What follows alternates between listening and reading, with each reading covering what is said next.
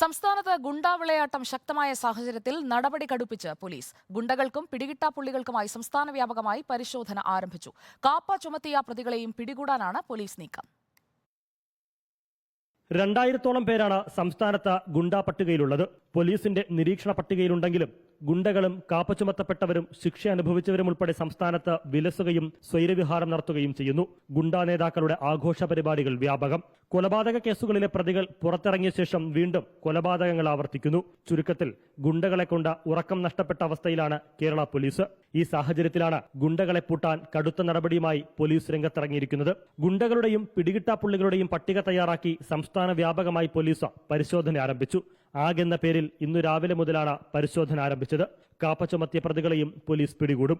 ലോക്സഭാ തെരഞ്ഞെടുപ്പിന് മുൻപ് തന്നെ ഗുണ്ടകളെ പിടികൂടാൻ DGP നിർദ്ദേശം നൽകിയിരുന്നതാണ്. എന്നാൽ അത് പൂർണ്ണാർത്ഥത്തിൽ നടപ്പായിരുന്നില്ല. നിർദ്ദേശം നിലനിൽക്കെ തന്നെ ഗുണ്ടാ വിളയാട്ടം തുടരുന്ന സാഹചര്യത്തിലാണ് പോലീസ് അടിയന്തര നടപടിയുമായി രംഗത്തിറങ്ങിയിരിക്കുന്നത്. റിപ്പോർട്ടർ, തിരുവനന്തപുരം.